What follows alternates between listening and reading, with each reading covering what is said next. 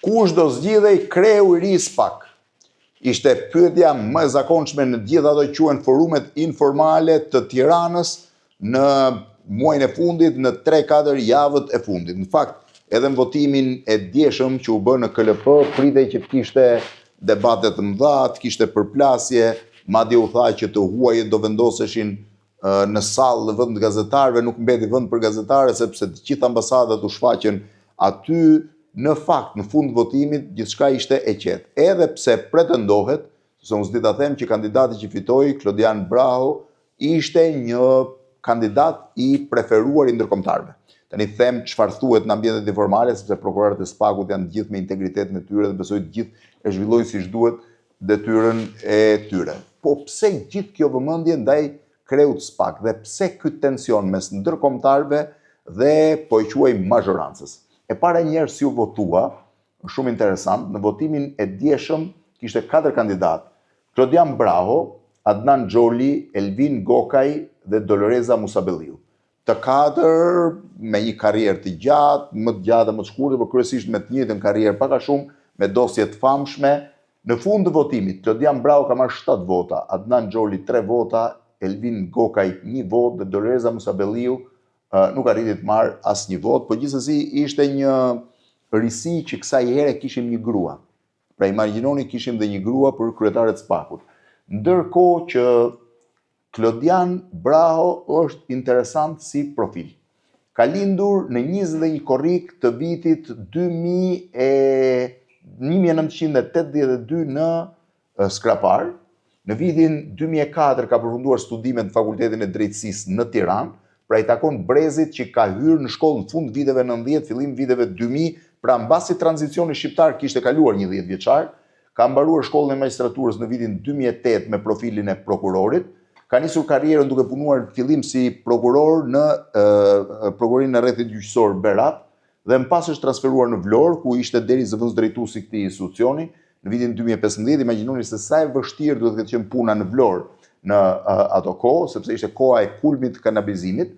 Ndërkohë, në vitin 2015, ai erdhi si prokuror në Prokurinë për krime të rënda në Tiranë, ku përfshin hetime të disa prej çështjeve më të veçanta të asaj kohe. Keni parasysh që prokurorët e krimeve të rënda ishin prokuror me goxha pesh në vendimet, sidomos në luftën për krimin e organizuar. Pas shpërbërjes prokurisë dhe krimit SPAK-ut, ai u përzgjodh, kaloi vettingun dhe të gjitha dhe u përzgjodh si një nga kandidatët për një nga prokurorët e SPAK-ut në strukturën e sotme. Gjatë karrierës tij ai ka marrë pjesë për shembull në hetimet për ish kryeprokurorin Adriatik Llalla, që në një farë mënyrë ka qenë shefi i tij dhe besoj duhet të ketë pasur dhe njohje. Ai ka drejtuar seksionin e korrupsionit dhe ka pasur inceratorin e Elbasanit, hetimet për inceratorin e Elbasanit, ku ka arrestuar shumë vetë, përfshi dhe hapjen e një dosje dhe i procedimin vete ndau hetimin për ish zëvendës kryeministrin Arben Ametaj, ka çështjen 5D, një nga çështjet më ulëritëse të korrupsionit në Shqipëri, e cila ka marrë, ka pasur Toyota Auris, e cila ende mbetet një mister i çuditshëm në Shqipëri, vetëm unë sa emisione kam bërë, dhe ka ngritur edhe një çështje për ka marrë pjesë në grupin e prokurorëve që ka ngritur çështje për Fatmir Mediun. Tani, gjëja më interesante është reagimi i palëve. Reagimi i parë është ai i Edi Ramës, dhe kanë një diferencë midis tij dhe ambasadës amerikane. Kryeministri thot, punë të mbarë drejtuesit të ri të SPAK, i cili u zgjodh sot mes 4 kandidatësh për të çuar më tej punët e mandatit të tretë të institucionit, duke marrë stafetën nga drejtuesi aktual që meriton përgëzime për arritjet e pamohshme të SPAK-ut në 3 vitet e drejtimit të tij. SPAK ka pasur, ka dhe do të ketë mbështetjen e palëkundërt shumicës sonë qeverisë për të përmbushur në pavarësi e kushte optimale misionin e vet. Pra është një urim i ftohtë, madje Rama nuk ja përmend as emrin Dumanit, po gjithsesi e ka përmendur si drejtues prokurorisë. Ndërkohë ambasadat amerikane, Shtetet e Bashkuara përgëzojnë Altin Dumanin për shërbimin e tij të pashëmbullt si kryeprokuror i SPAK. Integriteti dhe guximi i tij në mbajtjen e kriminalëve përgjegjës kanë forcuar bashkëpunimin mes Shtetet e Bashkuara dhe Shqipërisë, duke na bërë më të sigurt nga kërcënimi i krimit ndërkombëtar dhe trafikut të drogës. Pra bashkëpunimi me Shtetet e Bashkuara në mbajtjen e kriminalëve përgjegjës. Ne presim me kënaqësi të vazhdojmë partneritetin tonë të fortë me kryeprokurorin e posaçëm Klodian Braho në rolin e tij të ri në krye të SPAK. Gjë që bën përshtypje është që Shtetet e Bashkuara të Amerikës përmendin vetëm krimin organizuar dhe trafiqet dhe jo betejën, po themi, kundër korrupsionit. në fakt ka një prioritet në politikën amerikane të vendosur nga Donald Trump, që po e shihni edhe në çështjen e Venezuelës, që i gjithë fokusi i politikës amerikane është vendosur në luftën kundër karteleve, duke e konsideruar si një kërcënim të plot për sigurinë e Shtetet e Bashkuara të Amerikës. Po pse kjo përballje mes prokurorëve dhe komunitetit ndërkombëtar për çështjen e kreut SPAK? Nuk është hera e parë.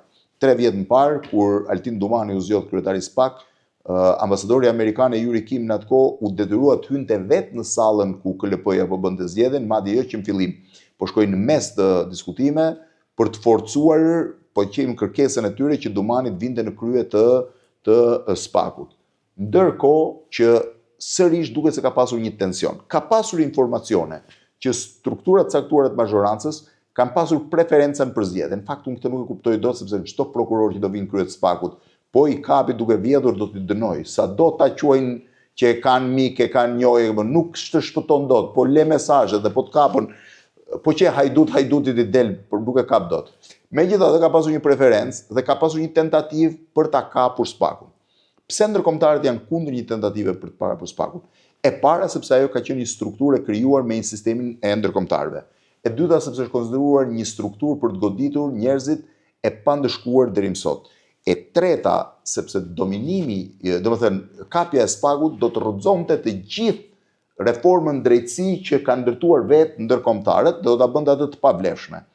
E katra dhe më e tmerrshme ishte që kapja e SPAK-ut nga qeveria mund ta çojë dhe mund ta kthejë në një armë të frikshme për të dëmtuar dhe për të ndëshkuar kundërshtarët politik dhe jo për të ndëshkuar personat që janë realisht përgjegjës për korrupsionin, krimin e organizuar edhe të tjera.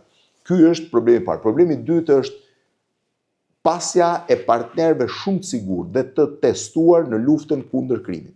Lufta kundër krimit dhe kundër korrupsionit janë 2 lufta shumë vështira, por sidomos kundër krimit, karteleve dhe personave me problematikë të madhe në akses të plot ndërkombëtar është sot prioritet i Shtetit Bashkuar të Amerikës. Ju e keni parë që në Shqipëri krimi, kartelet në nivele shumë të ulta sa do të Amerikës Latine, por kartelet në koncept kanë qenë shumë aktive. Mjafton të shihni hapjen e SKJCC-s dhe Encrochatit për të kuptuar se çfarë po ndodh me ta.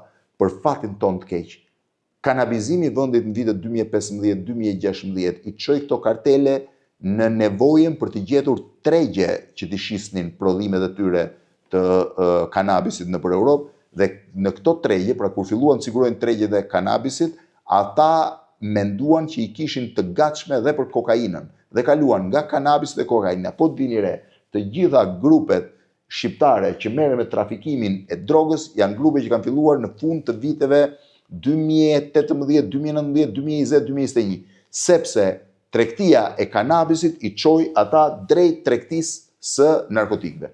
Ky ka qenë shkaku kryesor që ndërkombëtarët vendosën që mos ta lejojnë qeverinë që të ndryjë SPAK. Ndërkohë SPAK ka ca sfida të jashtëzakonshme tani, sidomos luftën kundër korrupsionit. Po një gjë është e sigurt, po vodhe nuk ka prokuror që të të shpëtojë.